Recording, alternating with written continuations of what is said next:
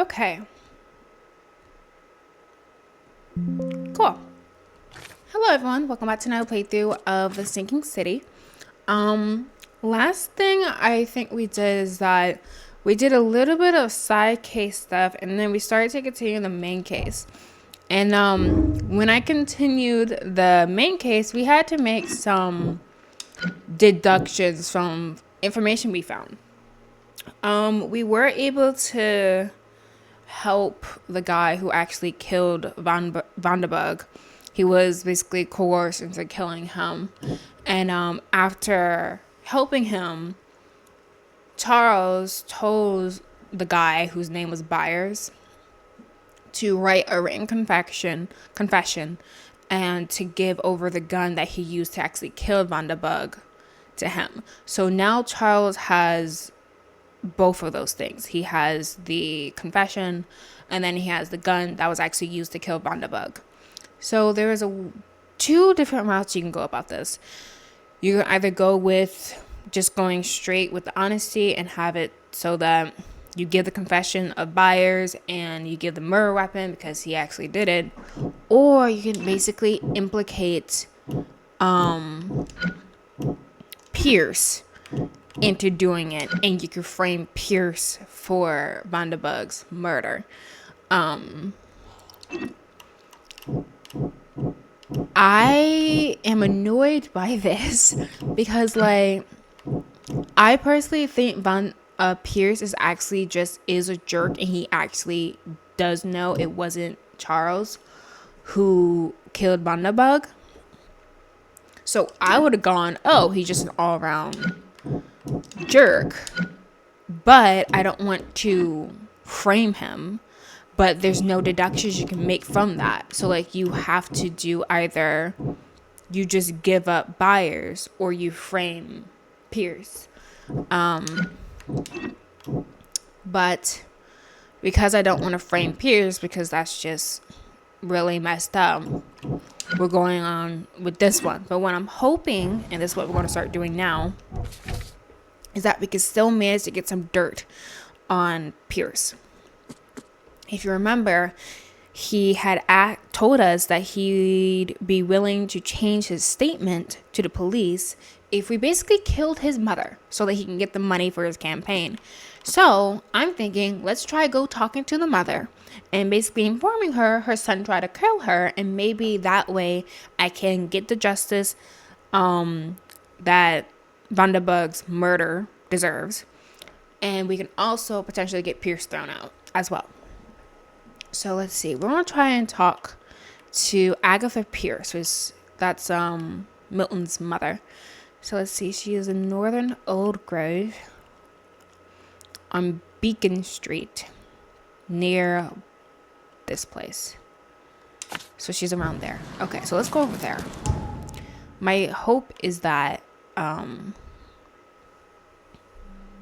by doing this, we can get something on Pierce, because literally try to kill his mother.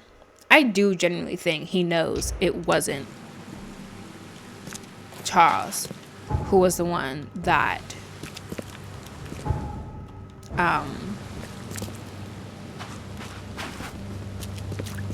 that killed Vanderburg. Like, I guess it looks somewhat similar, but like, again, if you're gonna be like how much of a scumbag do you have to be if you genuinely thought the person you're talking to is a murderer, that you'd be willing to basically take a lie to the police about your supposed friend's murder if that person murdered someone for you, and not just anyone, but your mother. Like, he just sounds like an utter piece of garbage.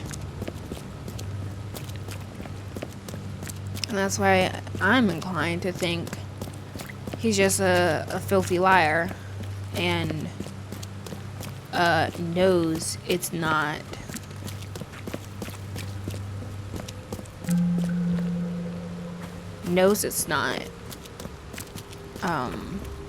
Charles. Okay. So we should be near the house now. Take a pass it. Dude.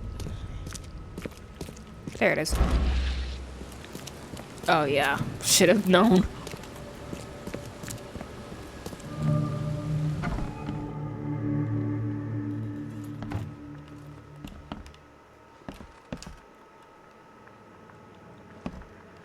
Agatha Pierce, I presume? The name's Charles Reed. I'm a PI. Good day, young man. What's your business? There's a matter that I'd like to discuss. It concerns your son. He's trying to murder you. Oh no. What's happened? Is he okay? I'm afraid this may take some time to explain. Perhaps you have something to, wet my whistle. Oh, fear not. I keep my cellar stocked for just such occasions. Would you kindly fetch us some Chianti from the cellar? You look more than capable. Yeah. Leave it to me. Here are the keys. Pick any bottle, as long as it's Chianti. And don't shy away from the good stuff. It's there to be shared with guests like yourself. Yeah, I'm gonna say it. Milton sent me here to kill you. Milton? No, it can't be. I have the strychnine. Please, Mr. Reed, you must have it wrong. Look, it's the truth. He wanted his inheritance and needed your death to look natural. Poison was his solution. No! I don't believe you. Please go away. I feel sick. Oh.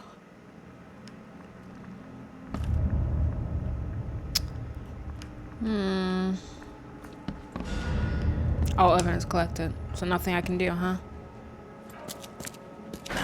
The door won't budge.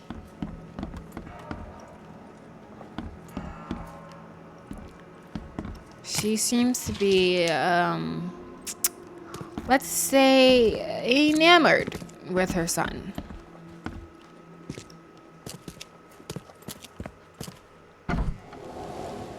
So I can't go down into the cellar now. So there's nothing I can do, huh? That sucks.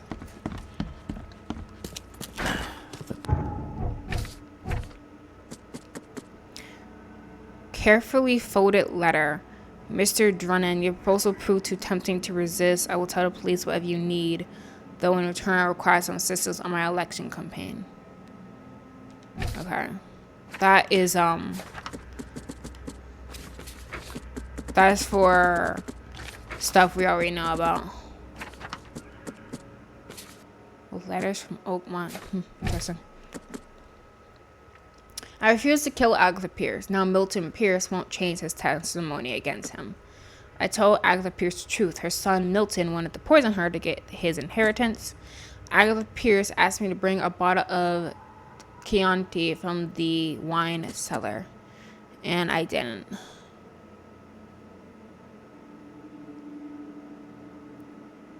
Door won't budge. So there's nothing I can do. Man, I wish she'd believe me. Like, I wish there was some way to make her understand and believe you. Because, like, I literally have the strychnine your son gave me. Like, darn it. I was really hoping I could figure out a way to bring down him, too.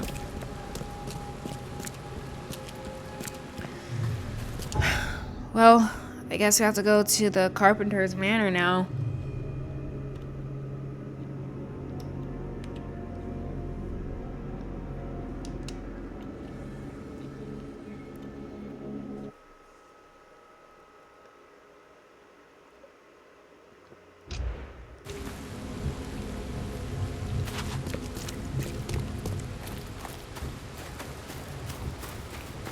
Let's go hand over the evidence.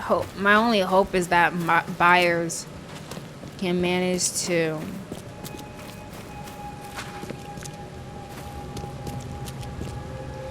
get out with not too harsh of a punishment. Good news.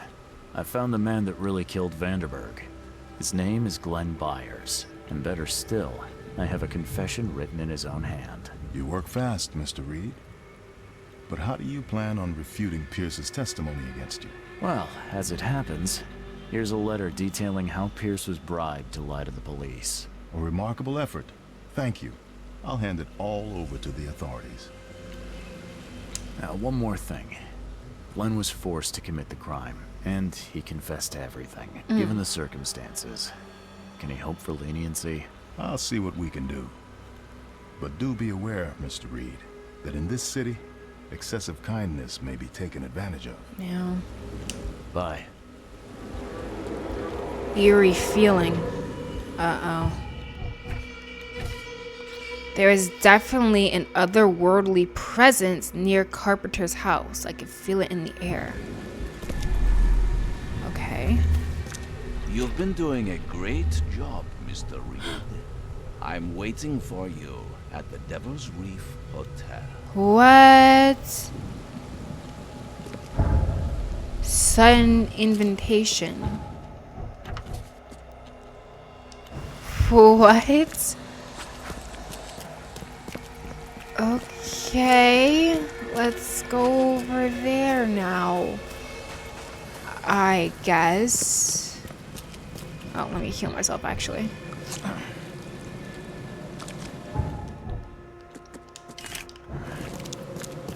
What? So what, is Charles not like actually dead or something? He says he's at the hotel. There it is.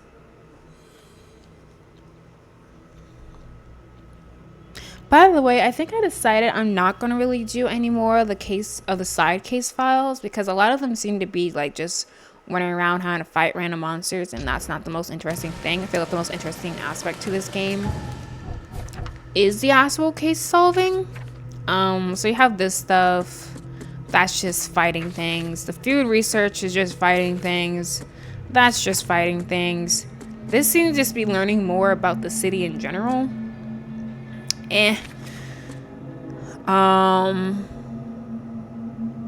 This is also just fighting things, I'm pretty sure.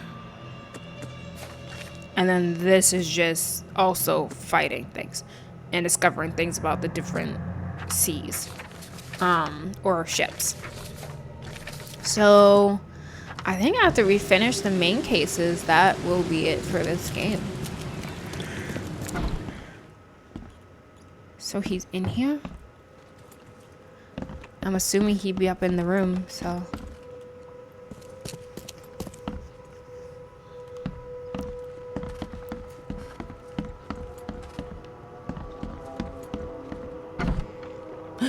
What? Canning Factor Mystery. The Blackwood Marsh Canning Factory was last night the site of some sad and unusual events. According to neighbors, inhuman screams and shouts in an unknown language could be heard for several blocks. Witnesses also reported seeing flashes of light in an unnatural color they struggled to describe. Abino Blackwood, the final representative of the Blackwood Grand family, was later found dead inside the factory. The cause of death cannot be established, but with it comes the end of one of the pillars of Oakmont society. Dude, how are you here? How? How is this possible? At last, Mr. Reed. I heard about your recent case. Let me congratulate you. You've truly outdone yourself this time. A question, if I may. I've got a question. How on earth are you still alive? What can I say? Perhaps next time you should make sure you finished the job. It wasn't me, and you know it. All I went through, and there was no murder to begin with. The prosecution would beg to differ. They had all they needed. A victim, a method, and a culprit. The rest is just bells and whistles. You set me up. You son of a... I only set the scene. I'll... What? Kill me? As amusing as it would be to see you charged with my murder a second time, I'm afraid we have more pressing matters. What do you mean? You know exactly what I mean, Mr. Reed. The prophecy. The seal. You have made yourself a part of something momentous. First things first about your case. Your short-sightedness surprised me. Why, Charles? Why hand poor Mr. Byers over to the police? He was guilty. He pulled the trigger. Oh, was he? You too have carved a bloody path through this ailing city, Charles. You could at least be consistent in your choices. Regardless, I shall call this experiment a success. In fact, you should consider it a taste of your ultimate trial. I don't understand. What do you get from all this? You are headed into the darkness, Mr. Reed. I'm giving you the experience you'll need to find your way through it. What do you mean, my ultimate trial? What does this have to do with anything? Of course. Everything. It's your destiny. Destiny beyond comprehension. To be more than a speck of cosmic dust. To make waves across the universe. To end things. And what? What? Everything. You've suffered in this city from the very beginning. True. From the moment you were born, in fact. Wanting to end it is only natural. But unlike those untold millions before you, you have the power to do so. You can turn mere prophecy into absolute truth. You don't mean... The seal of Kotiganar is in your hands. You possess the key to the gates, and all they hold within. You can close them and cling to mankind's misery for a few more cruel centuries. Or you can open them and end it. And you will do the latter. Why would I? Why? Why would I destroy everything? Because otherwise your life amounts to nothing. Wow, thanks. Do you know how many chosen few there have been over the centuries? Nameless hordes, sacrificed at the whim of invisible masters. Not unlike those who watered the poppies of Flanders with their blood. But our sacrifices mattered. We won the war. A war, with many yet to come. This is your kin's nature, your purpose. To suffer. Your monkeys in an open cage, unwilling to walk out. Only you can make a difference. You can end it all for good.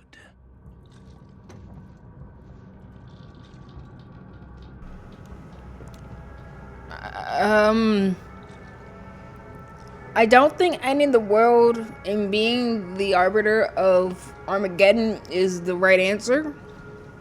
So, I'm gonna say you're wrong. You're wrong. I'll prove it. You will prove nothing.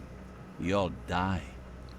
And at the next turn of the cycle, another will come along who is brave enough to finish the job. Nevertheless, I cannot abandon you, whether you agree with me or not.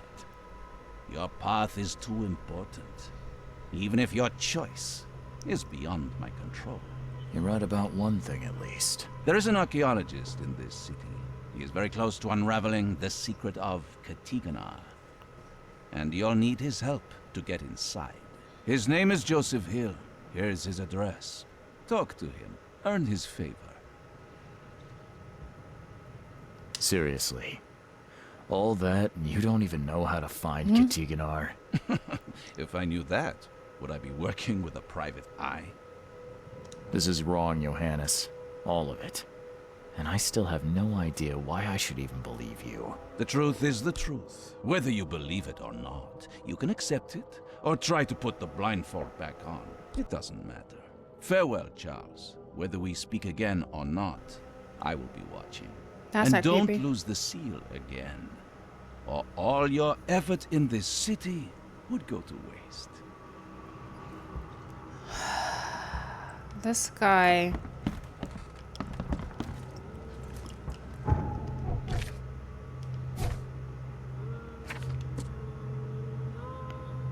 Vandenberg told me that I hold the fate of Oakmont in my hands.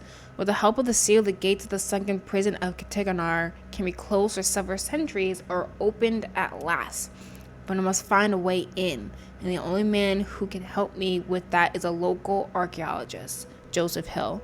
He lives on Lambert Street between Healog Street and Hale Lane in Eastern Reed Heights.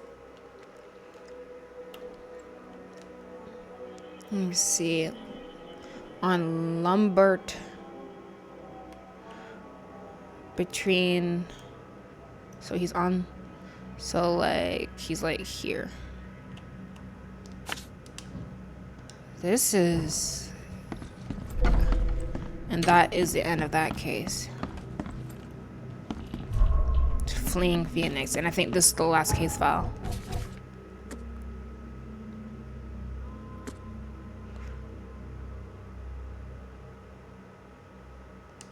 What the heck, man? This is so weird. Oh, we got new clothes. Woo! I like the outfit we have, though. Very, very PI. Very PI coded.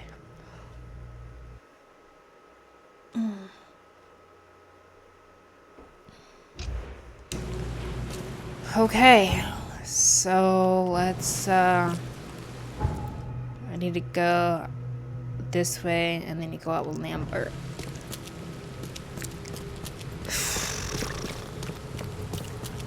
So I can either destroy the world, or at the very least Oakmont, or I can keep this thing from coming out for the next several centuries until the next cycle comes up, another chosen one comes up, and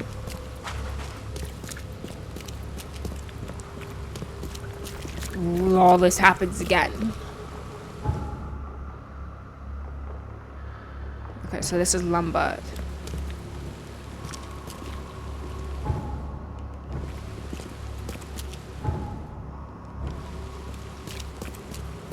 Well, I don't want to destroy the world, but I also don't want this stuff to happen again.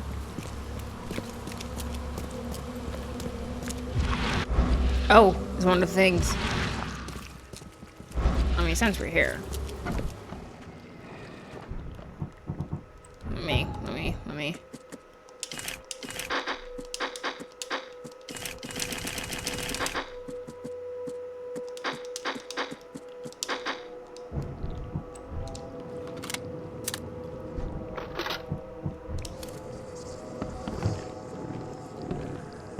We're going crazy.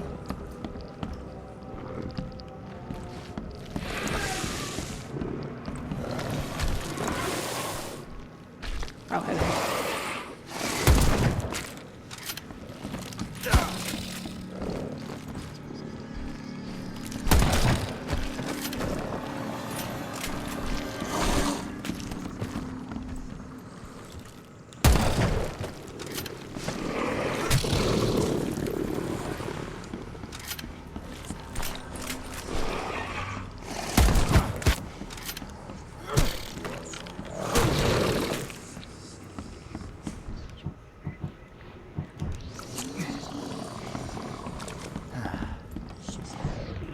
Oh, did I not do anything?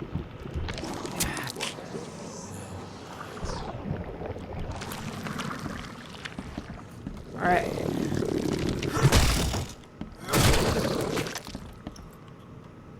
What I say, like, why are we still going crazy? Nice.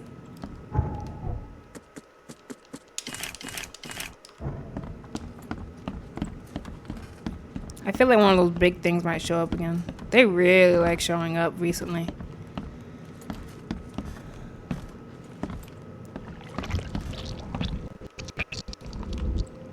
Okay. Alright, what's that? So I think at this point, we need to find like a letter. Or something. Cause that seems to be the thing to do with all of these places. You come in, you destroy a monster, you find a letter, that clears a place. I wasn't gonna do these really, but like you know, we were passing it. So like, why not? And I have a feeling that to wrap up the entire game, we're probably gonna have one more big final fight.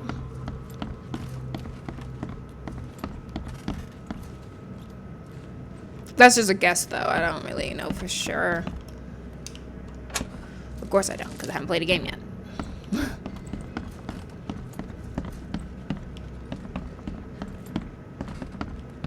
That looked like something I could examine. I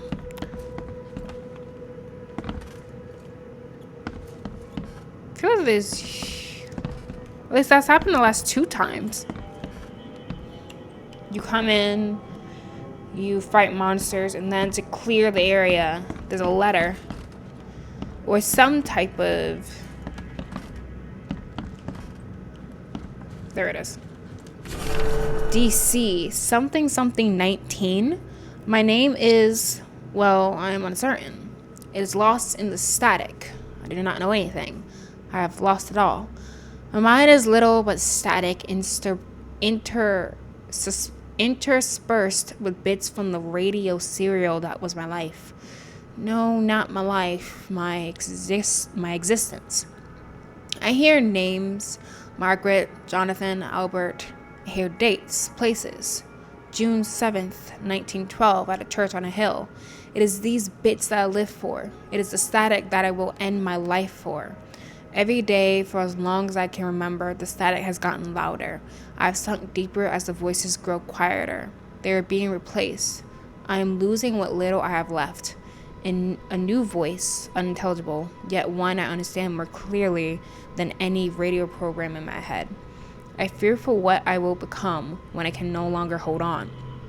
I'm choosing to go before the static, or the voice within it, becomes me. Goodbye, Oakmont. I have sunk even further than you. And that should clear this place.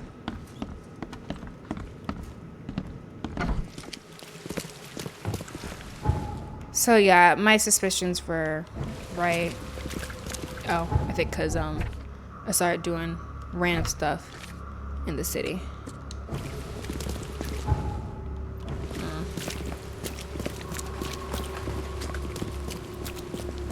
Yeah, it seems like those specific side cases are just, oh, go in, fight monster.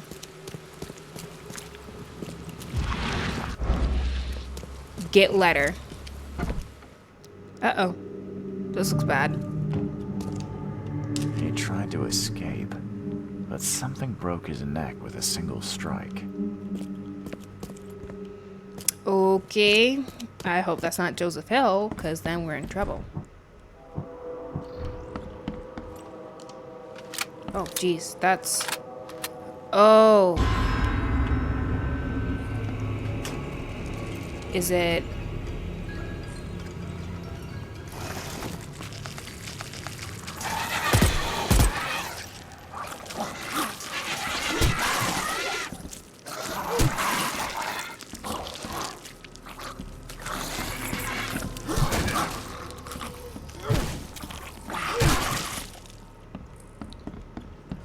Oh. Oh, I think that's one of them big, ugly ones. It just twitch. Whoa. It must be my nerves.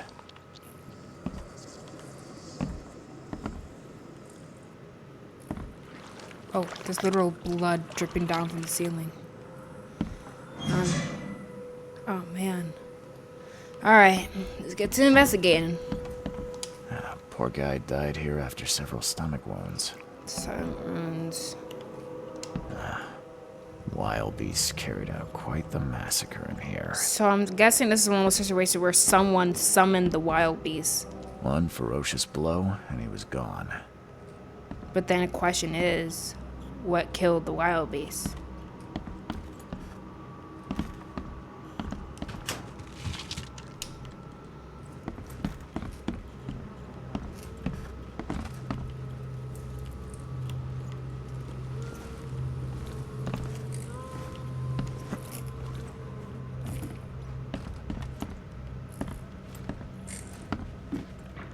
Alright, there's another buddy.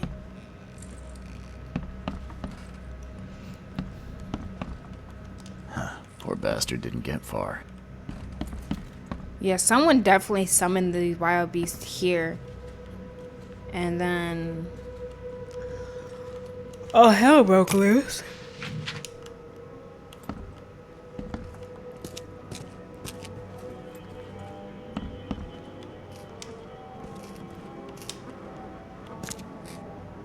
Dang. This is quite the massacre indeed. A letter from the landlord. Dear Mr. Davis, I have followed up on your complaint, but I regret to inform you that we have found no evidence that Mr. Hill has breached his rental agreement. I visited Mr. Hill after receiving your letter and found no substance to your allegations. In fact, Mr. Hill's apartments are in perfect order. Whatever troubles with noises, voices in the night, and horrible smells we may have, I suggest you resolve them with Mr. Hill in a civilized manner. Sincerely yours, J.M. Guts. So someone filed a complaint about Hill. And whoever got the complaint came back and said, yeah, we're not seeing anything. Everything seems fine, actually.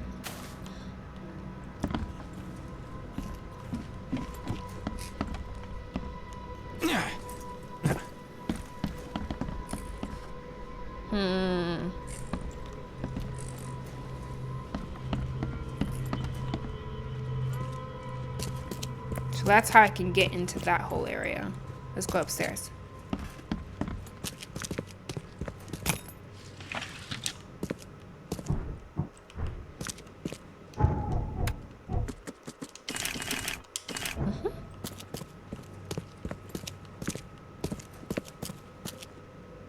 What in... oh! What are you?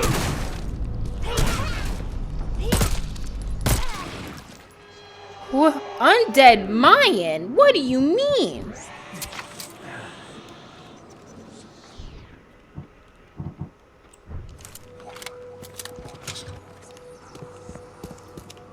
What?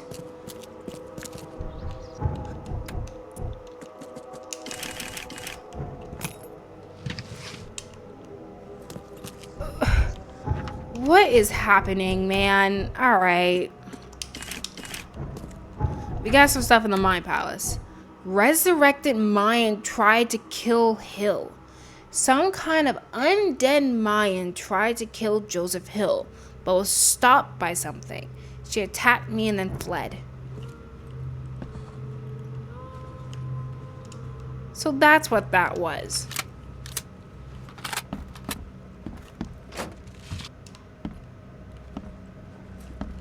Okay, so Hill isn't dead. By the looks of these plants, this photo was taken somewhere in South America. Okay, the Mayans were from South America.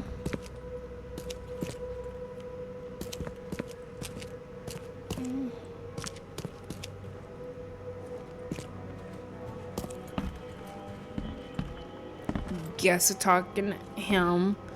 He looks in bad shape.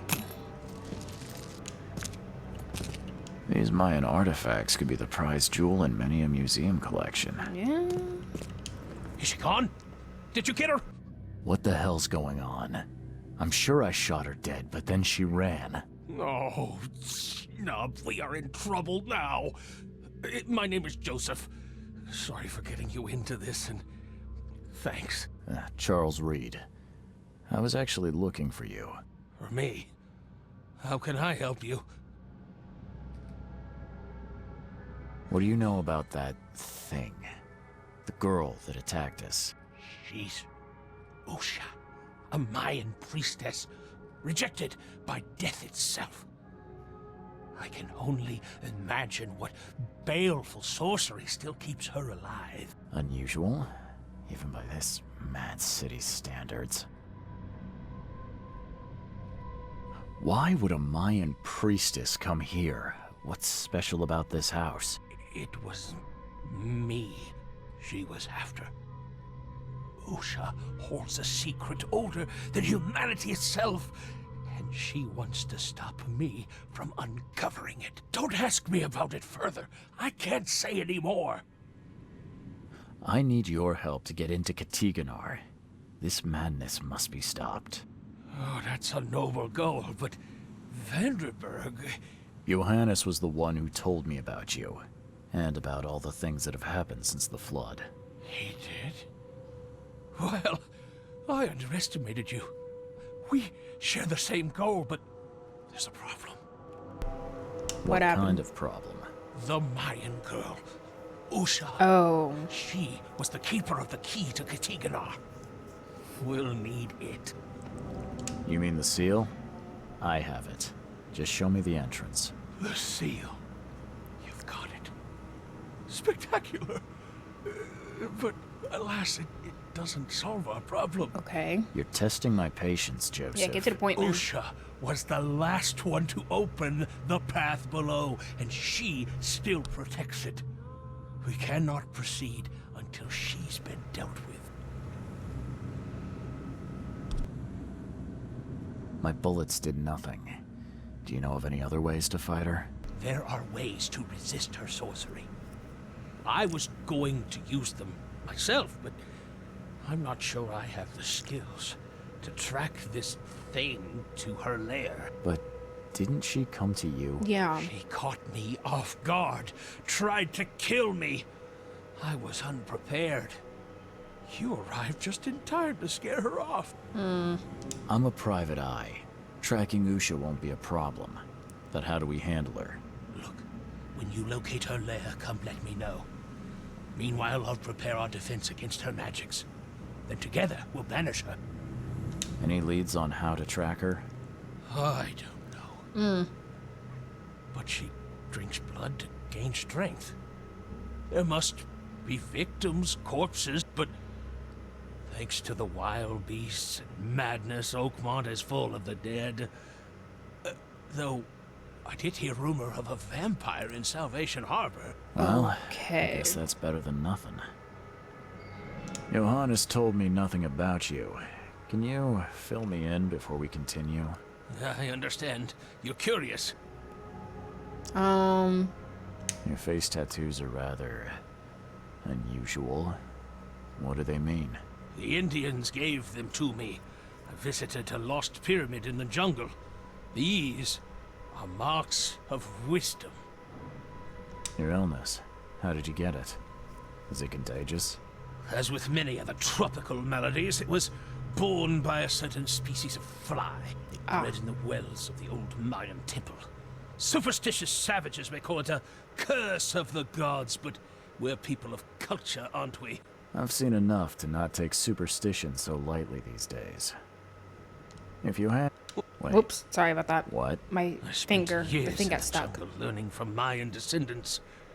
The illness forced my return, but I believe Xibalba's entrance is under Oakmont. Shibaba. Did you say Xibalba? The world of the dead. It Aha. brings disasters, epidemics, madness.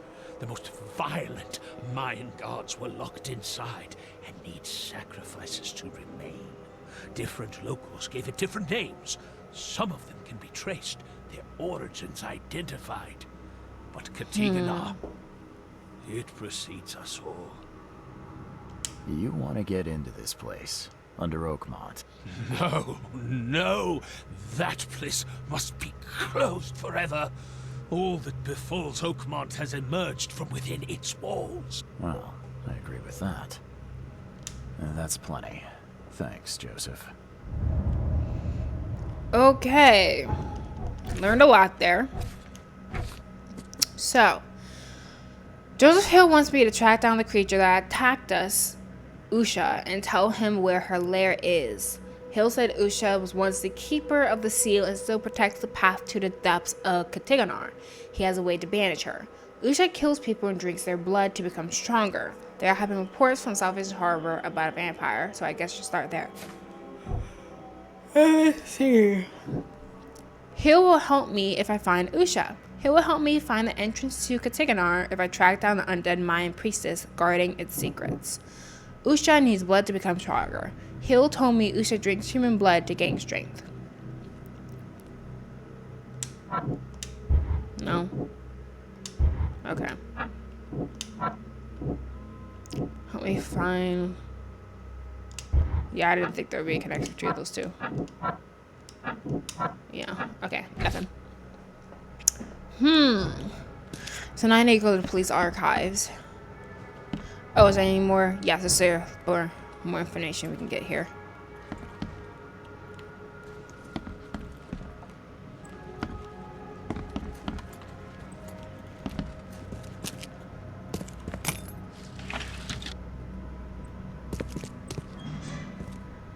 Kind of wild this dude had the nerve to call those people savages, but he was so happy to, you know, take their stuff. Crumpled letter. This is the last warning, my son. If you proceed with your self-destruction research, I'll take action. I can't watch you kill yourself, corrupt your mind, and sacrifice your health to these old fairy tales about the dead. It is not worth it. It's not worth of it. Leave it, or I'll leave you without inheritance. I won't have you spend this money on your own death and hell. Yeah, makes sense. And that is all the evidence here. So now we need to go to the police archives. So that means I'll probably just run over here. Gotta take that one's a wee bit closer.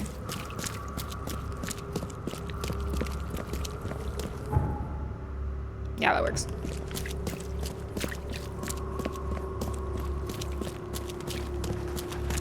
So she's running around drinking people's blood. Alright, sure, why not? Let's go with that.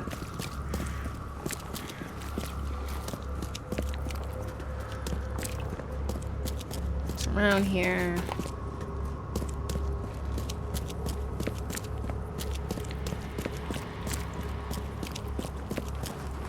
Where'd it go? There it is. Alright. So I need to go to police archives to see if I can find other cases where people are dying via blood sucked or whatever.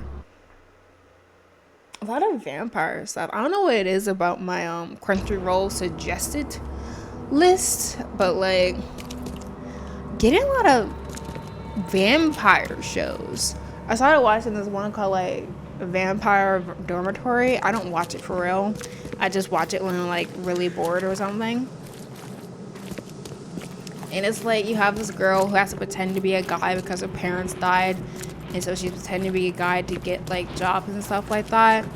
And like this dude who's a vampire takes an interest in her and like makes a deal with her because he needs blood, and so she is allowed to live in his dormitory as long as she gives him blood. And it's like, oh, he's not supposed to be sucking the blood of a girl because some reason, and he doesn't know she's a girl, but in spite of that he's like falling in love with her, something. It's such a weird, stupid show. I don't watch it for real. So there's that one, and then I'm also watching Black Blood Brothers, which also has vampires. I don't know why my Crunchyroll is thinking I'm like just so into vampires, but like, and I get other suggested shows where just like, oh, vampire war, just like, oh, more vampires, gotcha. so much vampire stuff, and it's usually like hot vampires and stuff like that. I don't know what is wrong with the world and romanticizing vampires. It's really weird. Okay, Hill's request. Joseph Hill wants me to track down the creature, blah, blah, blah. Okay, so it's be violent crimes.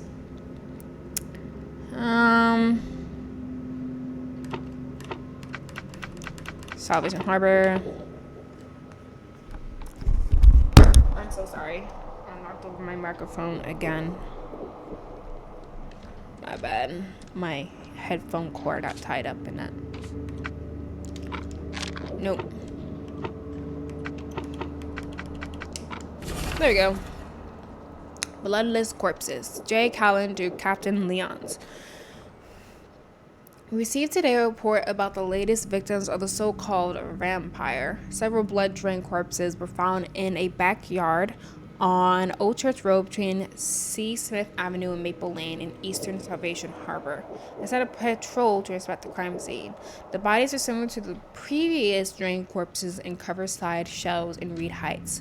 No witnesses that come forward at this time. All right. So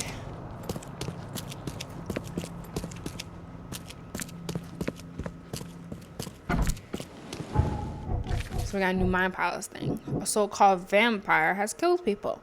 Police reports from several city districts about victims found drained of blood in backyards.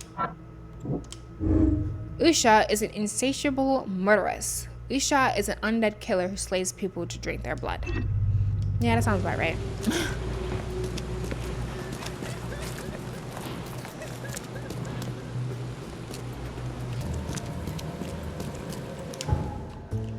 Let's see. I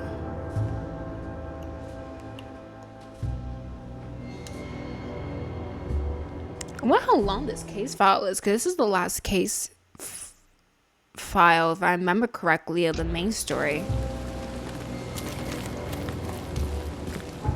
If it's not crazy long.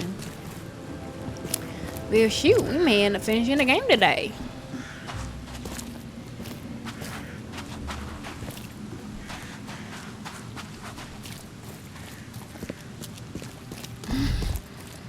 You know, I don't know why. But I was talking about like the vampire dormitory show, and you know, people have this fascination with vampires and all that stuff. I was saying how I wasn't going to for real watch the vampire dormitory, but I actually I might try and finish it. It's so stupid. It's so dumb. But for whatever reason, it keeps coming to mind. Just like, why don't I just finish it? Like, just to say I finished it. It kind of reminds me of Oran High School Host Club, which I watched years ago. I've been kind of wanting to rewatch it because I remember liking it a lot. Oh my gosh, that show's an absolute mess. I remember Tamaki being a mess. I think that was his name. Blonde boy. Ooh, that looks dangerous. I think that means run for your life, right?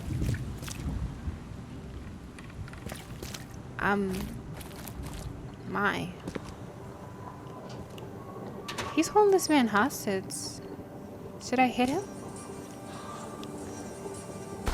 Oh my gosh! Oh my gosh! Should I kill him?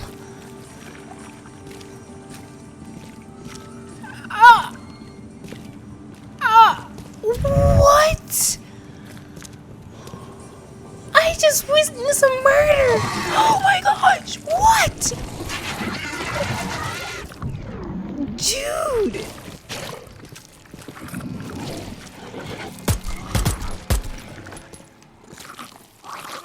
I witnessed a murder. Oh my gosh, I should have done something. Oh. This is the worst. And the fact that I can't do anything? All his blood was drained, just like Joseph said.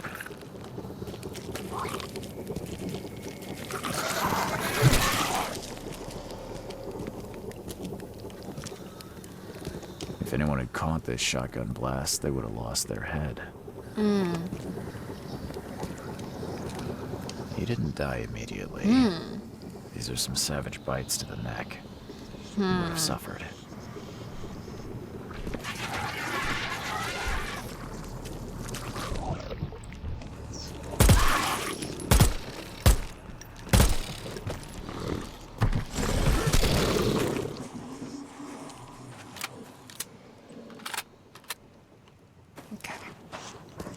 Seems like I may have done some upgrade where his sanity comes back a bit faster. Nothing useful inside. Old clothes and garbage, but this letter may be helpful. Okay. Oh. Hotel owner's note. This is my final warning. If you don't pay me for the month due, I'll sell all your belongings and you'll be out on the street. No one may live at the Devil's Reef and avoid payment without consequences. Don't tell me literally everything crazy happening leads back to the hotel owner. That would be kind of wild. Alright, well, let's look into what happened. Great fisk, buddy. Hope none of those hungry wormskins saw you here. Oh, is that what they call them? Okay. Take this, damn corpse! Okay. Muskiv Panaifa. Etselan Bunkodet Sodzara. Nilendo Bay Rayoman. Sofar for your sacrilege. Raymond? Order me, priestess, and I will serve. Okay, let's see what we have here. So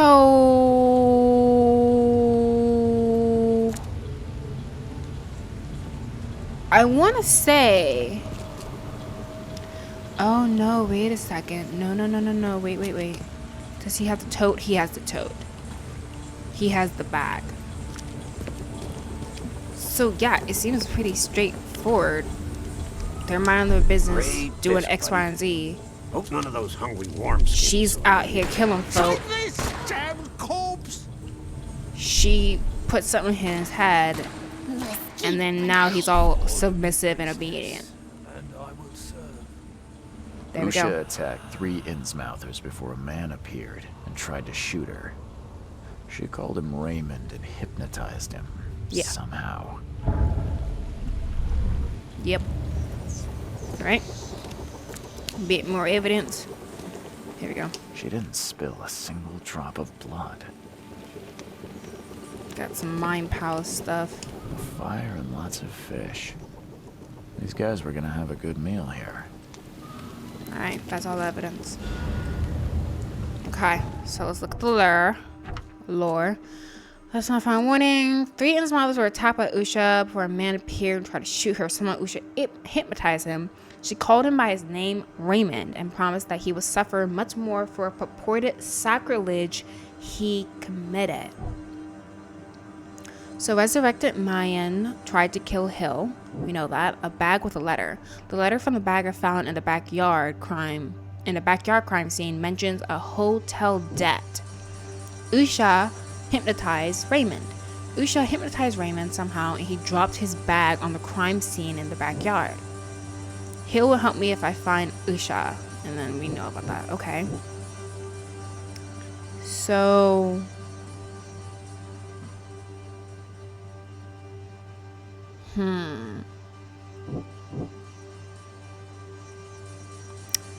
what could it be? Maybe Usha hypnotized Raymond.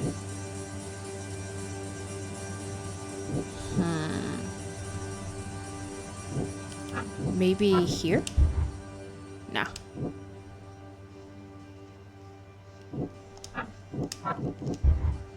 Okay. I would deduce she has some crazy abilities. Yeah, I don't think there's any connections here. Really?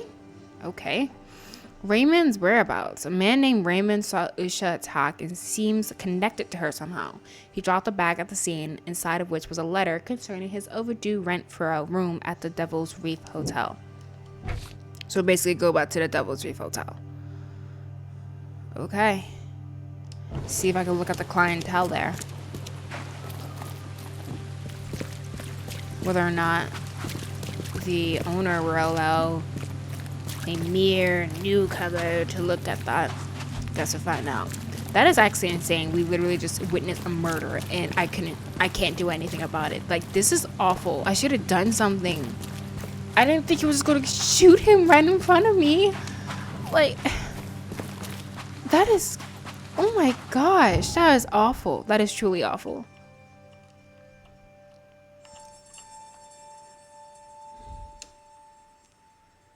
Never in my days did I think I'd see something that's crazy. Just shot him point blank, right in front of someone else, and just walked away as if nothing happened.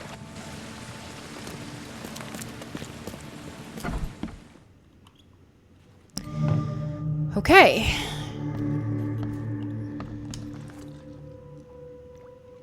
I believe a man named Raymond lives here. How's it your business? I need to talk to him. You'd be better off talking to the wall. Raymond Archer ain't here. Left a few days ago and never came back. Didn't pay either. Damn newcomer. What about his room? Did he leave any belongings behind? A pile of weird stuff and broken junk. Take a look if you want. It's the room next to yours. Awesome. I found a debt letter from you at a crime scene. Can you tell me who it was for? Huh. I have no idea. Why? Do you send that many of them? Yes, thanks to all you damn newcomers flooding Oakmont. I have a form letter that I adapt. Well, make a newcomer adapt for me to pay his debt. Got 50 of them back here right now. Clever, eh? Indeed. Less useful than I'd hoped, though. Okay. So Raymond is not here anymore. Okay. Did Raymond get this air tank from the same place I did? So he was diving look for stuff too. Alright, we can do a thingy. I've seen some of these places. A backyard with corpses. Joseph Hill's house. Why did he draw all this?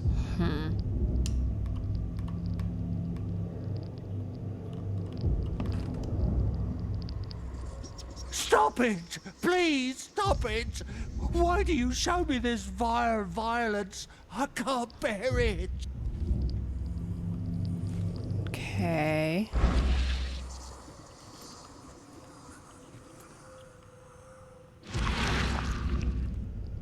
Anything else around? Here we go.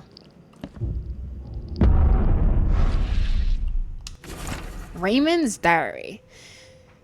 October 3rd. Found work at a flooded lab on Moreland Road between South C. Smith Avenue and Powder House Street. Boss says some weird stuff, but sounds like there'd be gold at the end. October 20th. Prepared everything for the mission, including getting a diving suit. Good thing I know how to use it too, because the place is underwater. Boss said the entrance is marked with 5 big stones. October 23rd. Barely got up with the mummy he wanted, and worse, there was no gold in her tomb. Taking the mummy to the lab. My egghead companion claims he can talk to the dead. Hopefully she'll tell him where the gold is. January 9th. I can't. How is it even possible? How could I know? No sleep, no rest. The mummy.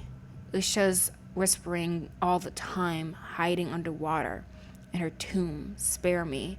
Get out of my head. So they got freaking mummy from underwater and then brought it to the lab, and now we have Mayan undead priestess. Sure. Heard crazier things in this story. Alright, so an underwater tomb. Raymond died in a tomb marked with 5 stones. He expected to find gold there, but got only Usha's mummy. Yeah. Maybe she went back there? No? Oh, Raymond was hired as a grave robber. Someone hired Raymond as a grave robber. He found the Mayan mummy and brought it to the secret lab. Really? Oh, wait, no. I misread it. My bad. Okay. That doesn't make any sense. I mean, it doesn't hurt to try, I guess. Yeah. No connections. So...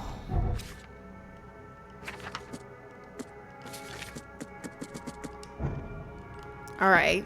So that's that. Can't talk to him anymore. So... Yes, it did have a location. Flooded lab in northern Salvation Harbor. Said, so it's flooded, so it's going around the water probably. Said on Moreland Road. Here we go. And it said between C. Smith and Powder House. So that's C. Smith there. Okay, that's Powder House. So like here. Gotcha. All right. Next location.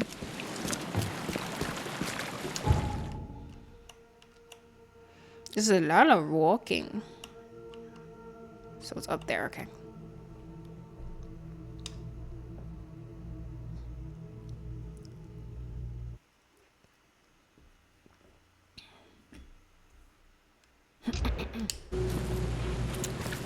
Alright. So remember how in my, I forgot what playthrough that is. Playthrough 14? Maybe 15? I talked a little bit about, two animes, actually. I talked about,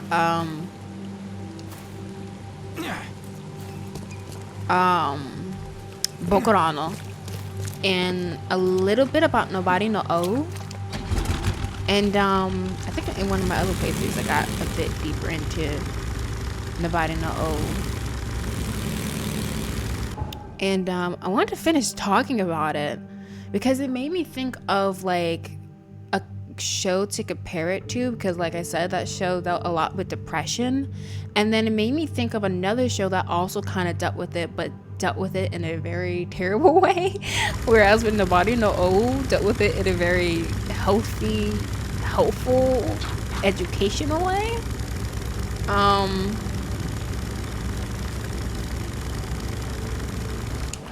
So like with Nobody no O, homeboy Yoite, he really wanted to die because his parents sucked. And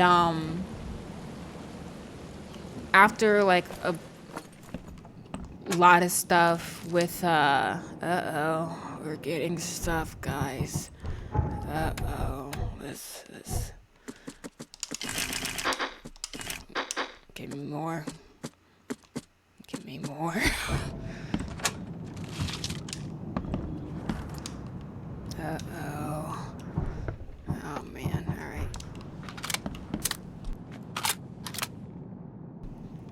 But after dealing with a lot of nonsense, and Miharu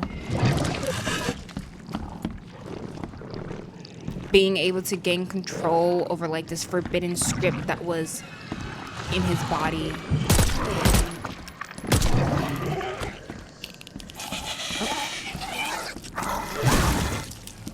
Smash. Who else wants this work? Oh, you guys.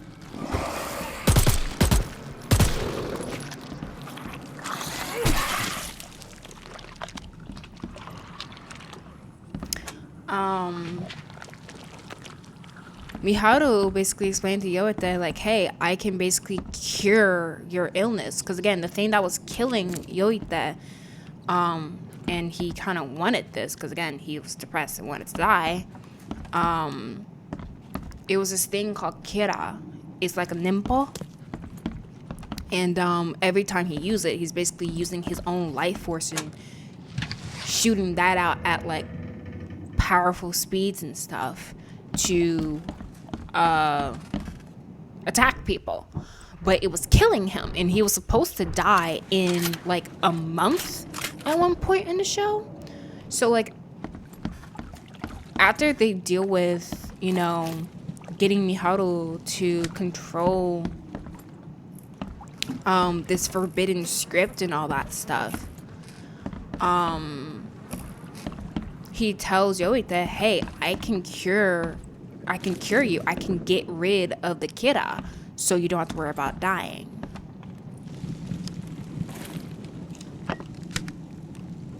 Let's see. The last message. I can't take any more of this. My heart is breaking when I look into the hungry eyes of my family. They are still trying to smile, saying that someday this horror will end. But I know the truth. I think they also understand this. There's no salvation. I've stashed a bullet for each of us. There's no need for them to know what I'm going to do. Goodbye, my beloved. I hope you will forgive me. So he wiped out his entire family because they were going to starve.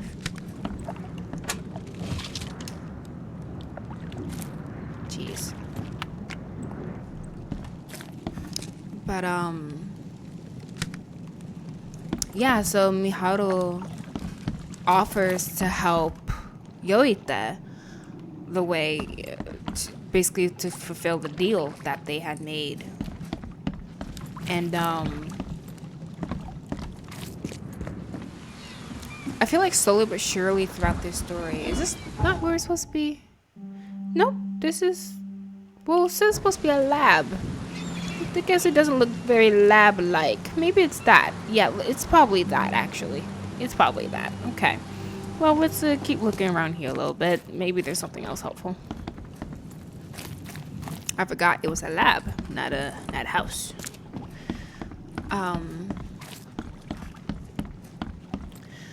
Throughout the story, Yoita slowly but surely began to realize that, you know, maybe life isn't too bad. Maybe he actually has people in his life now that do genuinely care about him, that don't view him as just a waste of space, as a bother like his parents did. Because Miharu, in spite of also being depressed, he kept telling Yoit that, no, you're important too. You should find... You deserve to live too. And that was kind of weird coming from him, because again, he's depressed too. But I don't think, at least with his depression, it didn't seem like he wanted to die. But yeah, he was depressed as well, and that was one of the things that was interesting about the show, because Miharu basically kept saying as he interacted... Why you gotta come from behind me, huh? Punk. Get dead.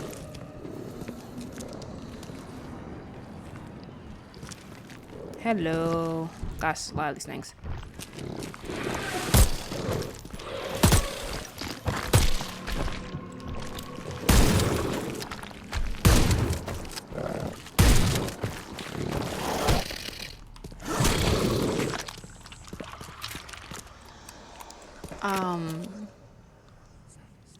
Miharu kept saying that Yoita is just basically another... He's just like him.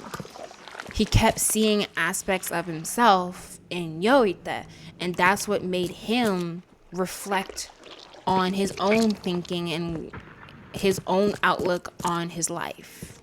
Someone wounded really wanted to get inside this room. And because of that, he actually slowly or surely started to heal from his own depression. And by the end of the show, he was a lot more vibrant, hyper, lively. He was just doing a whole lot better mentally because of his interactions with Yoita and other people who showed that they care about him. What the heck is this? It looks like it contains ashes mixed with salt. I do not want to know its origin. Okay. Alchemist's Journal. June 7th. Materialization successful. Had to burn started with acid to make talk. Who could imagine the entrance was the crypt? September 12th. Materialization successful. Hard to understand the deceased.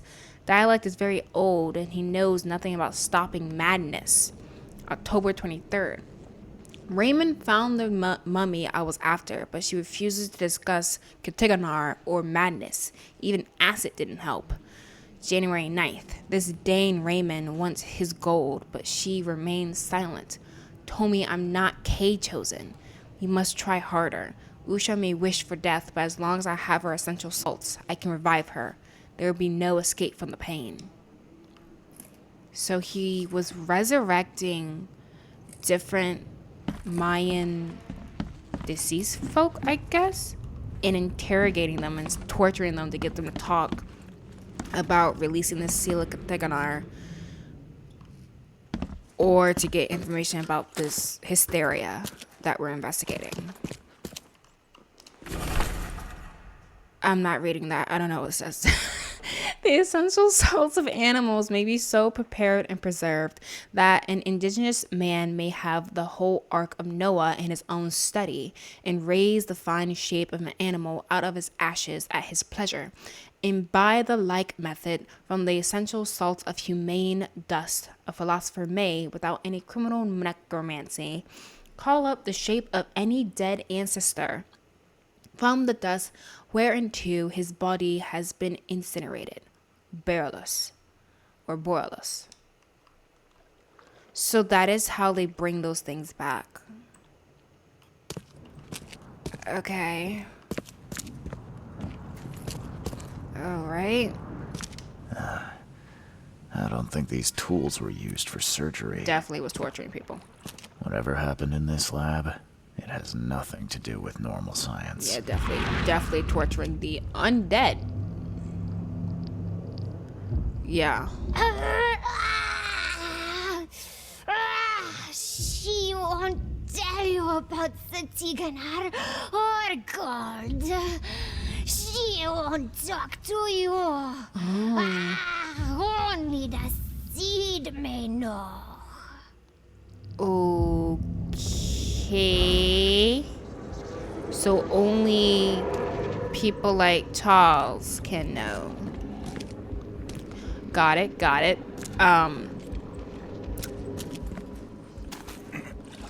Let's see. So somebody really wanted to get into this place. Maybe not right here specifically.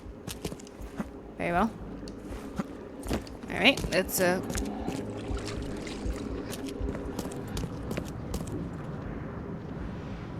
where? Guessing it's upstairs somewhere. Yeah. Alright, let's see what the heck happened here.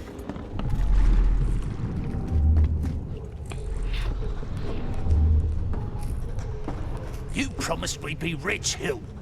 Go ask her about gold. Not that nonsense about Kathy Damhar or sealed. Okay. So I asked her about the gold. So that means she's already here. Help me, you bastard!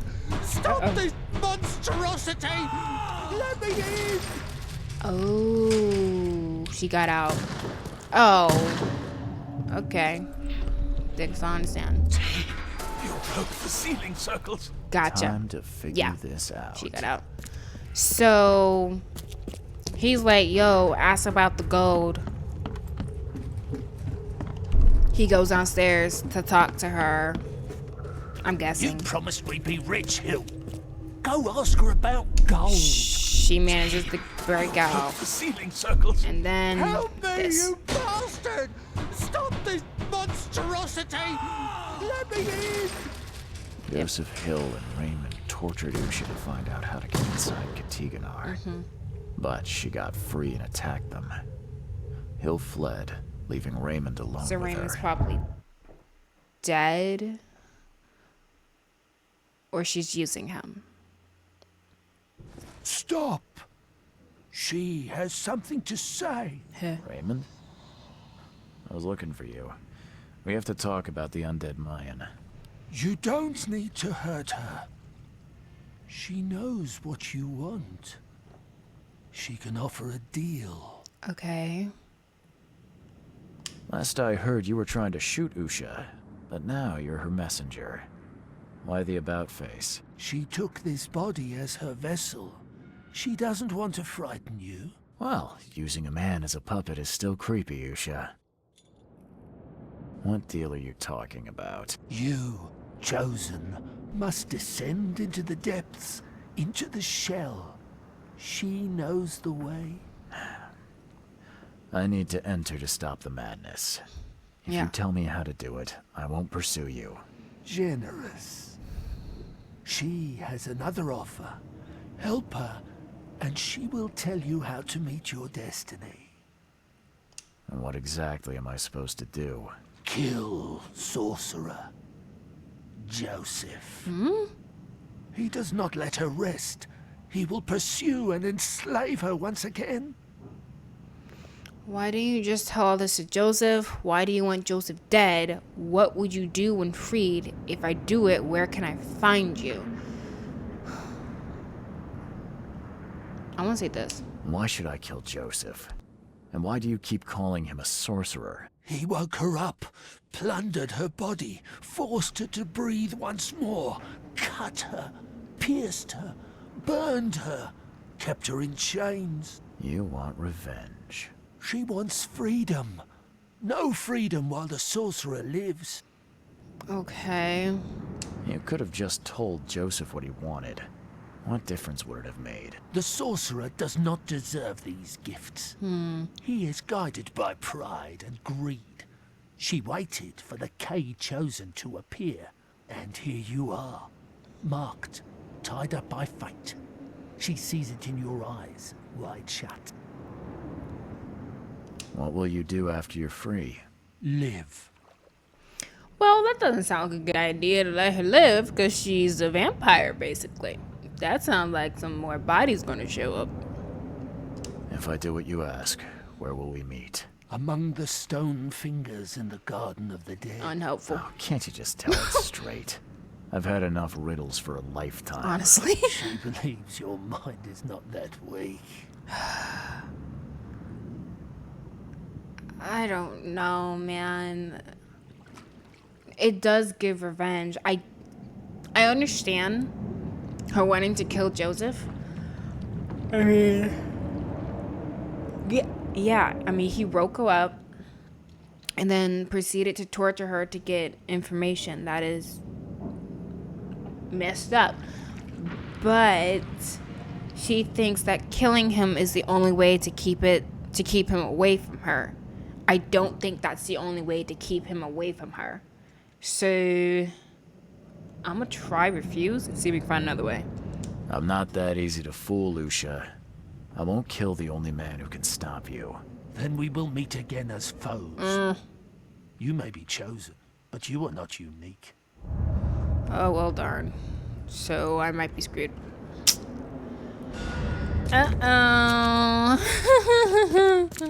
Guess we'll see what happens.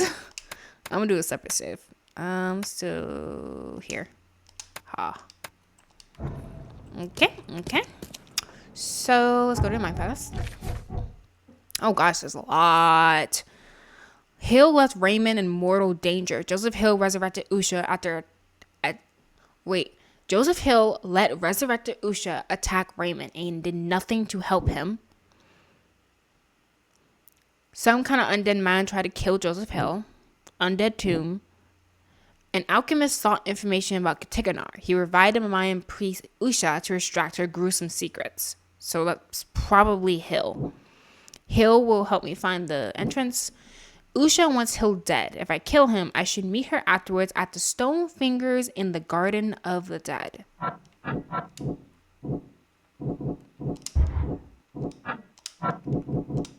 Yeah, Usha's hideout. Usha hides underwater in her tomb. The entrance is in the cemetery, marked with 5 finger-shaped stones. This is exactly what Joseph Hill asked me to find. Usha wants Hill dead. Usha promised to tell me how to reach Katiganar if I kill Joseph. Yeah, I don't want to go to Katiganar. So I'm kind of glad we said no. Hill will help me find the entrance if I track down an undead priestess. Hill left him in mortal danger.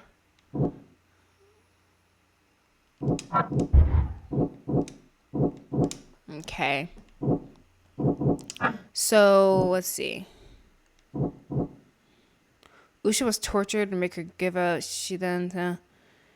So, let's see. Oh, really? So, Usha wants... So...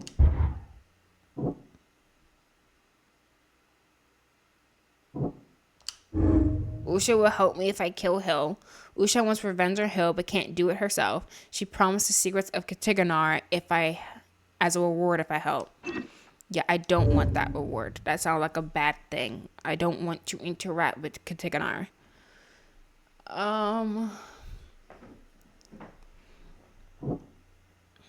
Because the question is, why is it that Joseph brought her back? And I want to say it's because he's trying to stop the cycle. Let me see something. So it says, I must find a way in, and that's through Joseph Hill. Joseph Hill wants me to track down the creature that attacked both of us and tell him where the lair is. Let me see, is there anything else on Raymond? Or what's his name? Hill? Nah, he's just the guy who can help us get in there. Alright, well, back to what we're doing. Hill will help me if I find Usha. Yeah, Usha told Hill nothing. Usha was tortured by Joseph Hill, but told him nothing because he's not a seed. Usha won't tell me anything. Usha's proposal is a trap. She could wait for me to kill Joseph, then refuse to tell me anything about Katiganar. Usha can tell me about Katiganar. I can make a deal with Usha to learn the secrets of Katiganar. She will only tell them to the seed. Well, that seems to be the conclusion. But I still don't trust her, and I kind of don't care what Katiganar is.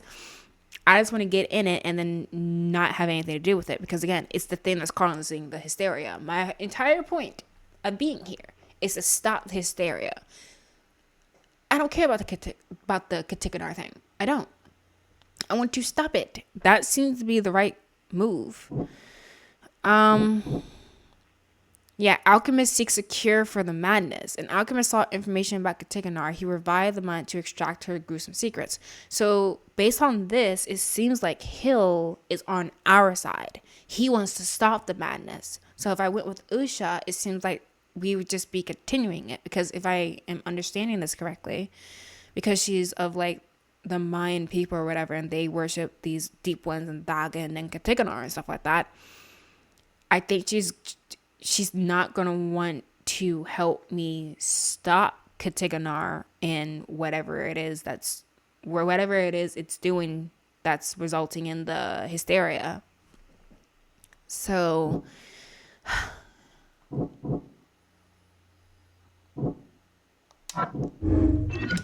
Hill betrayed Raymond. Hill hired Raymond as a body snatcher to bring Usha's corpse.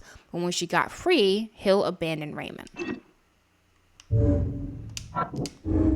Hill revived the dead for answers. Joseph Hill resurrected Usha and others to learn about the madness emanating from Katiganar.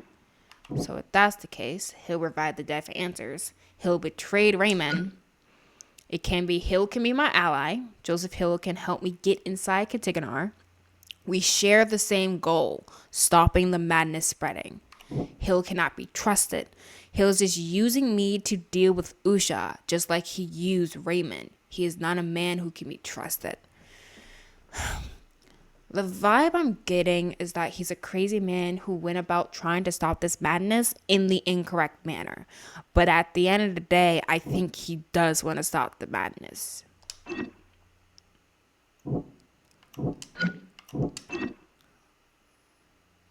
So I do think Usha can tell me about Katiganar, but that doesn't result in any deductions.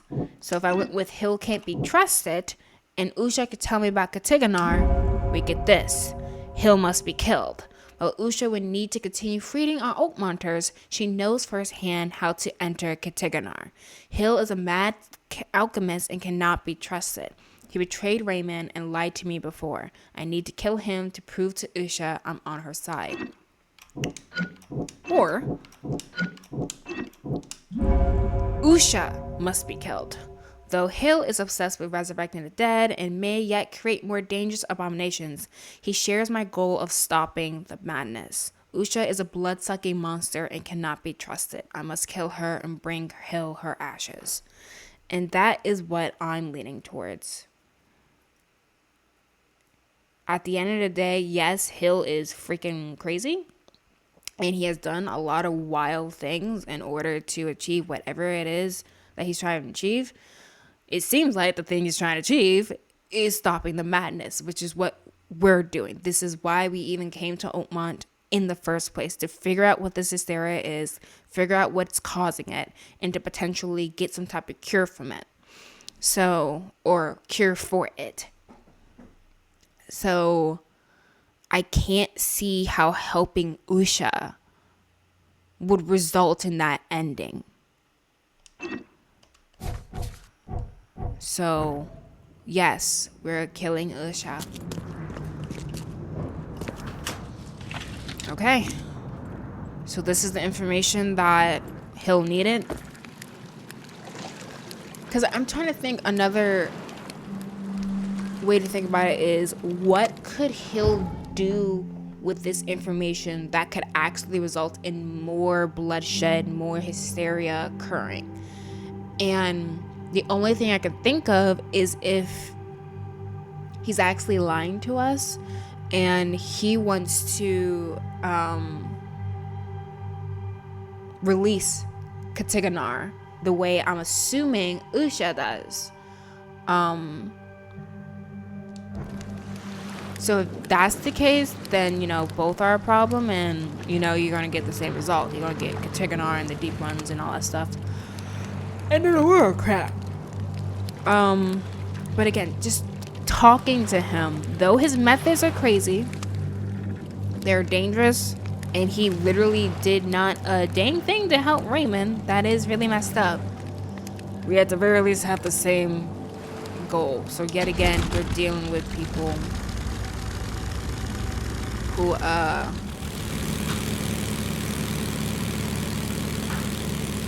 are not the best, but at the end of the day, we gotta use them in order to get to the goal that we have in mind. Everyone sucks.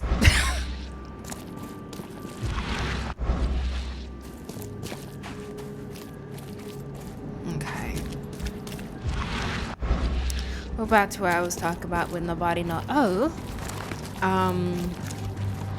So yeah, with Miharu, he was actually able to basically heal from his depression by interacting with someone who also had depression, and was able to reflect on his own thoughts and feelings about himself. So that was great for him. I was so happy for him. And then Yoite,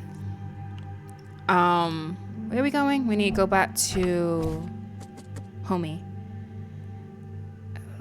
We need to go back to Hill. Where's Hill? I forgot where Hill is.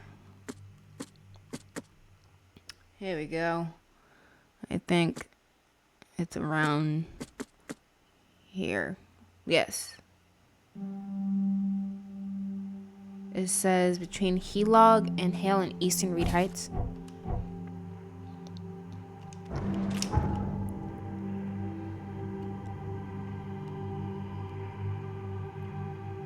Okay, it's there.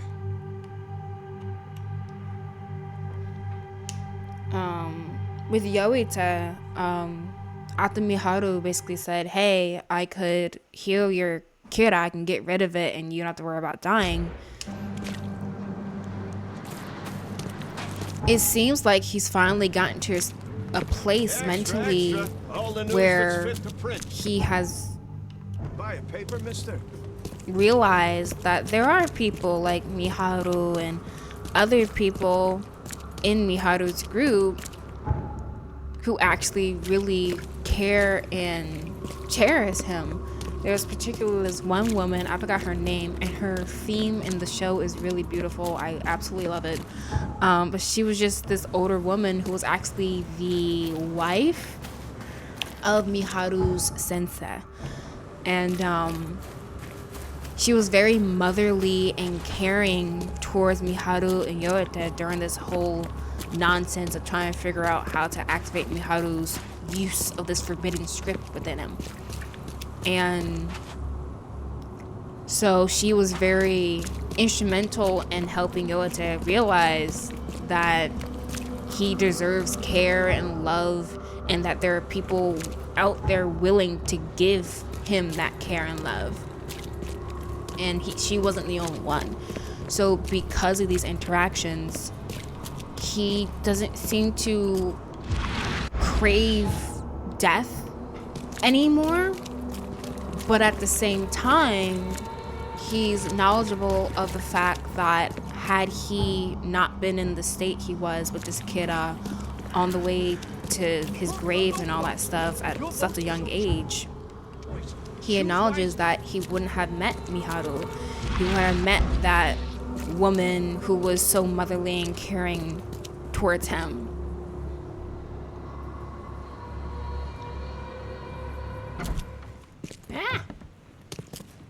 And so he decides to tell Miharu not to heal his kidda, and he just opts to die in whatever length of time that is. Fruitcakes, why are y'all here?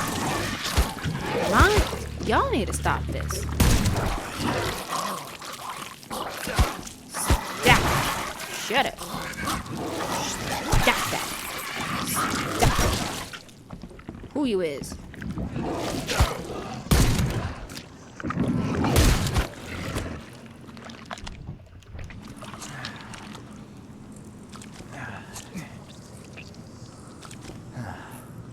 So he has found finally a sense of peace. Cause like, when I tell you, this kid so many times throughout the show was like, I want to die, just kill me. And he was just depressed. He didn't eat a lot, and like, or more like, no, he did eat a lot, and that was an interesting aspect to his depression. He ate so much and ate like he was constantly starving and desperate for food. And if I remember correctly, he was saying how he can't taste anything. So he's hoping that if he just eats it fast, that he can eventually taste and feel something, because he just feels so empty. But yeah, he was just, this kid was so sad the entire show up until this conversation with Miharu, where he decides not to heal his kidda. And at first, Miharu is thinking to himself, I want to spend more time with Yoda. I want to grow up with him and see him grow up and us have a grand life together. But he thought about it and just like, you know what, okay, and he accepted what Yoda desired.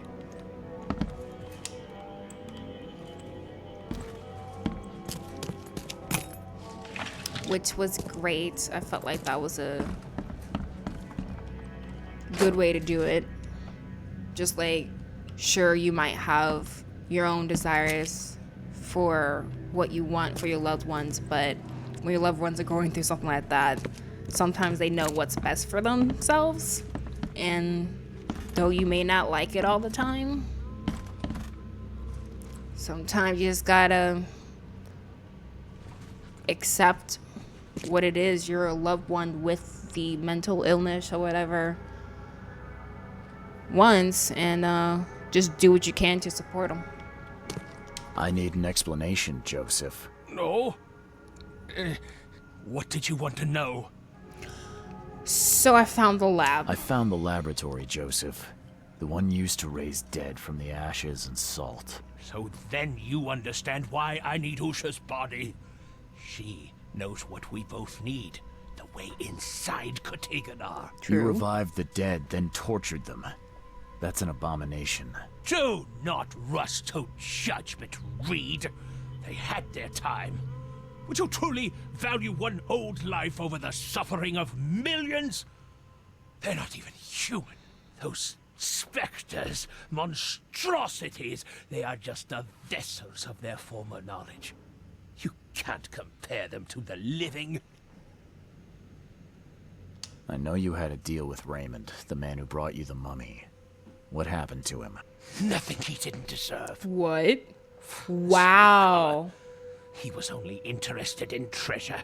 It's his fault Usha is after us now. He's her toy now, possessed and tormented. But it was you who let this happen. Yeah. Me? I did not free her, and for Kay's sake, why should I risk everything to save an imbecile? My mission is of far greater importance. I don't want to be I don't want to be on this guy's side at all. Yet again, this happens literally every single case. Both sides suck with Brutus and his son. Both sides had so many problems with framing Milton Pierce or just letting buyers who actually kill Van der Bug take the fall. Both options did not fulfill everything I wanted. Oh my gosh. I'm so tired of these cases being like, hey, both options kind of suck. You just gotta pick which one you kind of want to just vibe with. Which sucky situation are you willing to live with? You tormented Usha to get the knowledge you were after. Why? She refused to tell me what I needed. I was trying to find another way, but until the spell was found, I used more mundane methods. Like pouring acid Acid on? That's crazy. I was stubborn, no longer human. I was forced to try everything. Every time I recreated her, she told me I didn't deserve the knowledge. Usha made me a proposal. She's willing to help me get inside Katiganor. What? Surely not. It must be a trap. You didn't even ask me what you wanted in return. I fear I know already. Oh. She wants me dead. Dane, she's using you, Reed. She knows I'm the only one who can stop her. I have already prepared the unguent to prevent her resurrection. Please, can't we just finish this as planned?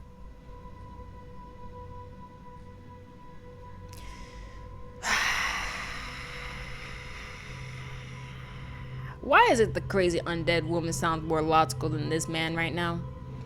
Why am I kind of regretting what I said to her and just be like, actually, I changed my mind after talking to the tattooed crazy man. I'd rather go with you, Miss Priestess. Because, like, my thing is this, though, and that's the thing that's annoying about this. It's unclear to me what it is only the seed can know. See, yeah, the fact that she will only give this information to someone who is a chosen one, that makes me think she plans on like using Charles or like I said, releasing Katiganar. And again, we want to end the hysteria, not continue it. And I don't think there's a way for me to stop the hysteria if I choose her. Because it could be that, yeah, she is tricking us. And she's just going to use Charles to release Katiganar or whatever. I don't like you either, Joseph. Now calm down, Joseph. I'm not fool enough to believe a blood-sucking monster. Just thought you ought to know. Okay. I don't trust you, so You though. scared me for a moment. But if we're finished here, you should probably continue your search. I've changed my mind. I I know where Usha is. It's the same crypt that Raymond was diving in. So, she returned to the tomb. Fine, we'll strike now. Prepare your guns. What's the plan? I've formulated an elixir that should damage her unnatural body. Coat your bullets in it, and go and slay the monstrosity. Just I gotta do don't it. forget to collect her ashes afterwards. I'll prepare everything we need and wait nearby. Soon we'll both have our answers. A hard decision. You're telling me. I don't trust none of these people. Let's see. Hill resurrected and tormented Usha to get information that could save the city, supposedly. But Usha told him nothing because she believed only the seed should know how to get inside Katiganar. Both want to see the other dead, and now it's for me to decide with whom to ally. Joseph Hill prepared this ointment to deal with Usha. Whatever the substance may be, it is supposed to prevent the undead from healing their wounds. Armed with this, I'd have a shot at dealing with Usha. And so now, I need to go there. Usha hides her tomb beneath the finger-shaped stones. So, like, where is that? Why you just stand in the middle of the room like this, bro? I don't know where that is. I don't know what that is. Like, I know Raymond went there. But, like...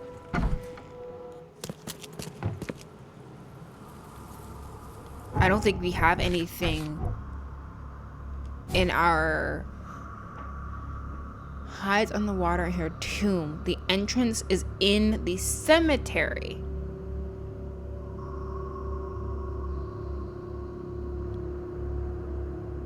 This is exactly what Joseph Hill asked me to find out.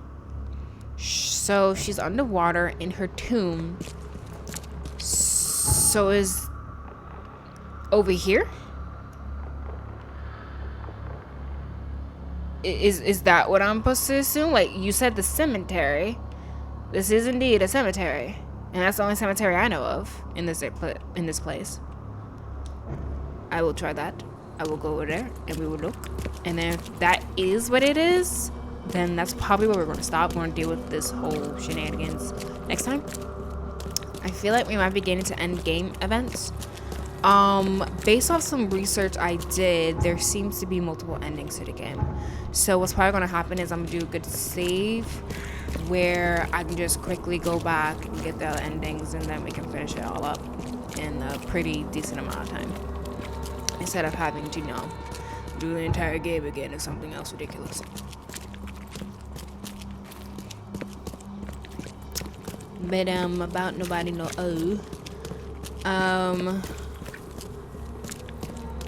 So yeah, Yolita decides not to have Miharu heal his, sickness.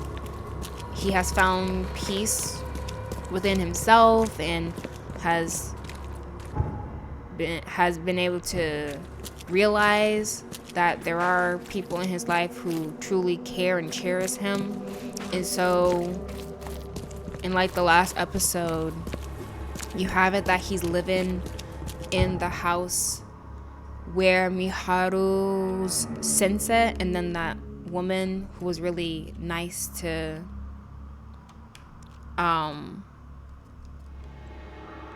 isn't it here, the cemetery? Where is it?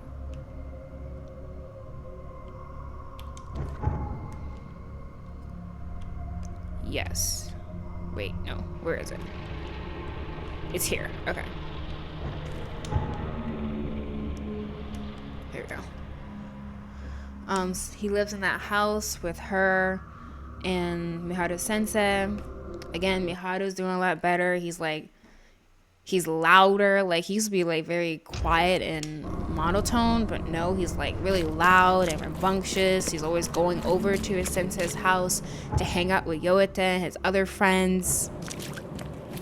Yoita is smiling, which he never did throughout the entire show.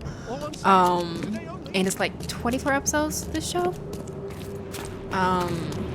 And he just spends his time hanging out with his friends, drinking tea and knitting. He can't really do anything else because he's dying. He's really, really sick. He can't really move.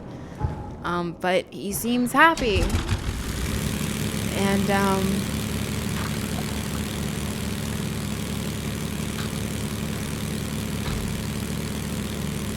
we have it that Yota is in the house. He's knitting something like a scarf or whatever.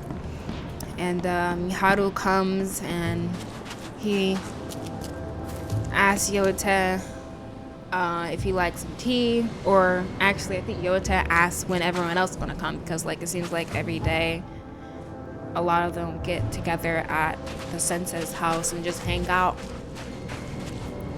And Miharu said that they would be there, everyone else would be there soon. And he walks off to go make some tea. And Yota's just in his little rocking chair, walking back and forth. And suddenly he lays his head back and he dies. His body literally changed into like some like dust. So this is a side case actually. I know I'm changing the topic like really suddenly and quickly, but this is a side case. I'm not trying to do this.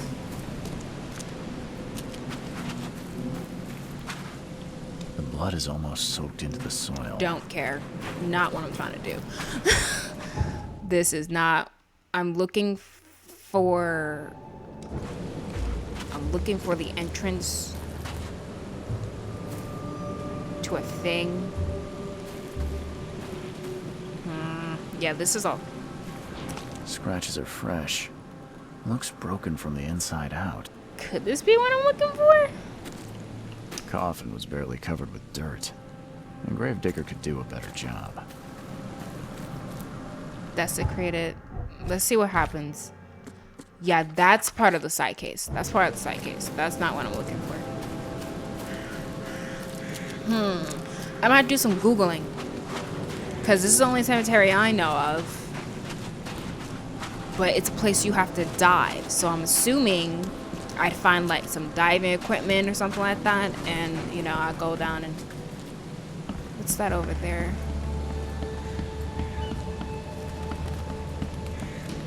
Is this it? Bro. No, this is where the guy probably stays. I don't know. I don't know.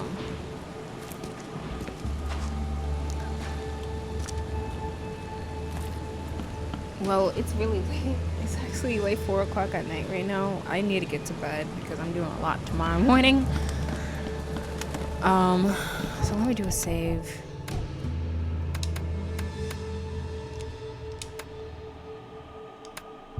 But to quickly wrap up what I was talking about with Nobody No O. Yeah, Yoita, he dies. His body literally whisks away into the wind and turns to like a bunch of sparkles and stuff. And he just looked so peaceful and content when he finally died. And unlike other times when he was about to die, he wasn't like clinging to Miharu saying, I don't want to die, I don't want to die, and then passing out because of the fear or whatever.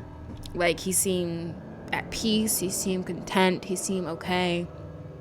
And Miharu came and saw that he was gone and said that he'll never forget him. So it was really, really sad. Oh my gosh. When I saw it, like, because I knew the show would end like that. They said in the show that Yoete had a month to live. And then a bunch of stuff happens afterward, and there has to be some type of time that passed. So I'm just like, you can't tell me this guy has this short amount of time to live and then end it with him still alive. Like, no, you're obviously gonna have it ending with him dying. So I expected it, but it was still really, really sad. Like, I was like, no! I screamed so loud. It was like late at night or like Monday or something like that. And yeah, it was so sad. But not as sad as some other deaths that I've seen in animes, because again, he was okay. He wasn't yearning for it the way he was before. He was content with the life that he was able to live up to then. and did not fear death. He was able to experience love, friendship, comfort, and peace, and it was great. And I feel like the show did a pretty good job at, you know, one, realistically showing how depression can be for some people, and then showing how it is you can help people with that type of stuff. Like, one of the things that actually made it worse is that you had the guy who actually gave Yoit the Kira ability. He literally gave it to him because he wanted to use Yoita, and he was just like, oh, you want to die anyway, so here's something to kill yourself with. It's like, basically, he saw a kid, because what happened was this guy, who's the leader of another shinobi clan, this guy found Yoita on the ground after Yoita tried to self-exit. He tried to take himself out. And he found him, brought him to the hospital, and then he's like, hey, there's a missing persons report or whatever out for you. Do you want me to take you home? And Yoita's like, no, I don't want to go home. Because again, it's his parents and his family dynamics that's making him depressed and making him want to take himself out. And so this piece of garbage is like, okay, well, he didn't say this, but this is basically what he does. You want to die anyway, so here's Kira, you know, the thing that will slowly but surely kill you, and until you eventually kill yourself, work for me. Be my hitman, basically. And this kid's like, what? He can't be more than like 16, 17. So, literally made things worse. He basically gave a guy who wanted to take himself out a freaking gun and said, hey, go kill other people for me, and then you can shoot yourself in the head. Like, not how you're supposed to deal with that type of situation, you piece of garbage. Instead, you deal with Miharu and them dead. They cared about him. They loved him. They basically they showed and also told him that he mattered, that he was important, that he was deserving of care and love and peace. And they gave that to him. So I feel like it did a pretty good job at, again, like I said, displaying how depression can be for people. And also the different types of depression. Like with Yoete, he wanted to die. His eating habits were a bit odd. He really did nothing else but stuff his face to feel something and then sit in like the fetal position in a corner. That's the type of depression he had, or more like that's how his depression manifested. Whereas with Miharu, he was depressed, but like I didn't get the vibe from him, and he never said it, that he wanted to die. He just didn't really care about anything. He was just very what's the word they use? Apathetic? Is that the word? I don't think it is. But he was just very it doesn't matter, whatever works, man. Like, he just did not care about anything, and he wasn't lively, he wasn't active, he just existed. And yeah, so it was interesting how they're able to show the different types of depression, and how it that type of mental illness can impact different people, and how it shows up differently in different people and all that stuff. Very good. Did not expect a lesson on depression and the different showings of it and all that stuff, but I feel like it dealt with it very, very, very well, as opposed to another show which I will probably talk about next time, called, what was it, Angels of Death, something like that. I think I touched on it a little bit in one of my other playthroughs in another game. I can't remember what it was, but yeah, that one also had a depressed character, but unlike with Nobody No Oh, it dealt with it in a very, very unhealthy, dangerous way. Yeah, but that is Nobody No Oh. I kind of spoiled the entire show, but there's a lot more to it other than, like, you know, the depression aspect to it. The story itself was very interesting. I liked it. I would say it's probably solid 8.5 for me. I liked it. It's one of the best animes I've seen this year thus far. So I definitely suggest you watch it.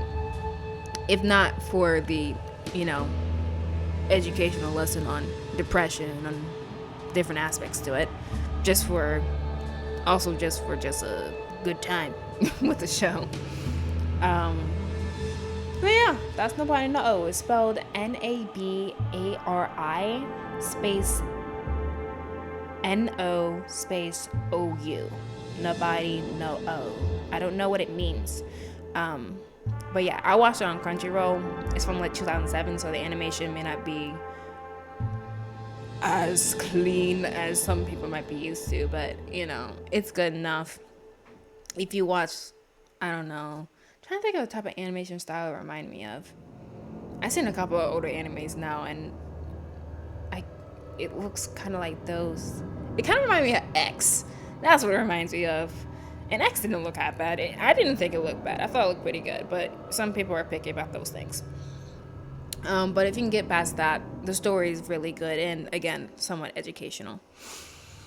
So now, next time, I think what's going to happen is I am going to do some Googling to see if I can figure out where it is this hideout of Usha is, so that I'm not wandering around doing things I don't want to be doing. I want to finish the main case as soon as possible. My hope is next playthrough, after figuring out where Usha's hideout is, I can basically steamroll through the rest of the game and we can finish this up. I've already posted my last playthrough of Gotham Knights. All that's left is to wrap this game up. And I've decided I'm not going to do any of the side cases. I'm not sure I've decided that, or I explained that in my playthroughs yet. I'm not going to show any more of the side cases because I feel like a lot of them are just fighting like stuff, and I don't know. I'm not sure about you guys, but I know for me, that's not my favorite part of the game. My favorite part of the game is the actual investigating, the case solving, and the deductions, and piecing together clues and stuff like that. That's the part I like the most. And probably is the most entertaining, in my opinion. I might in the future do some specials with the side cases, but I don't know yet. I have to think about it. But definitely next time, my hope is we can finish the game. That is the plan next playthrough. And when I mean finish the game, I mean finish the main story of the game. Whether or not I do any of the side cases, I feel like I'm not gonna do, but I might change my mind later. So yeah, hopefully we can wrap this all up in one playthrough next time. So look forward to that. So that's it for today. Thanks for watching, and I'll catch you on next playthrough. Bye bye.